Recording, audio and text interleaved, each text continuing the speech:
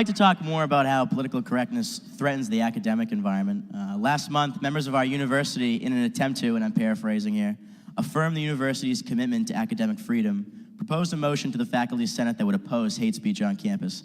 Everyone agrees that bigoted speech is a negative thing, but how do motions like this at our universities fail to actually address the problem of hate speech, and how can they in fact lead to other issues?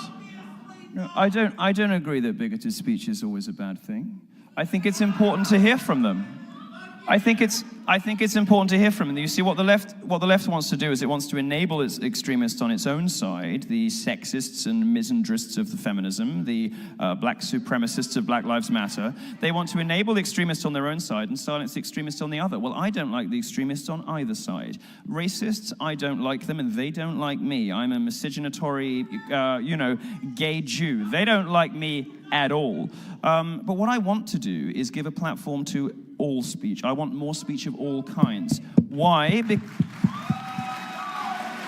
I'll explain to you in one very simple example why that's the case.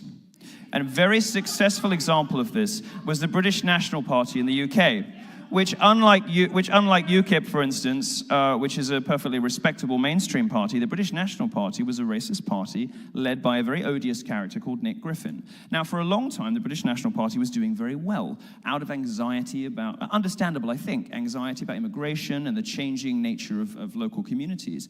Lots of people started voting BNP in Britain. Now, these people weren't racist and bigots. They were voting out of anxiety and frustration.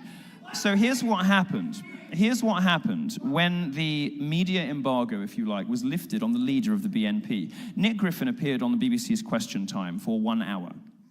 This was at a time in which the BNP was controlling some local councils. They had successfully stood for election and won overall control of some local councils in Britain.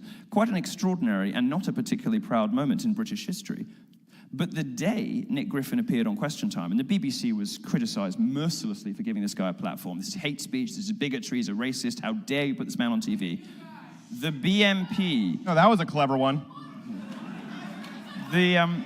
What happened, of course, as anyone with any brains would be able to predict, was that the BNP evaporated. When British people saw what the guy who ran this party was really like, they stopped voting for that party. A couple of years later, the BNP is no longer a force in British politics. This is why it isn't just important to give platforms to ordinary speech, it's important to give platforms to all speech. Because sunlight is the best disinfectant, and the best way to deal...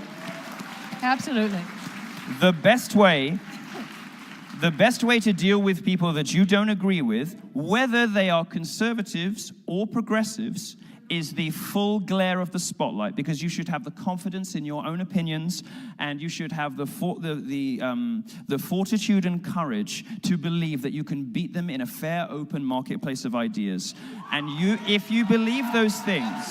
Absolutely right. If you believe those things, you have nothing to fear from any speaker.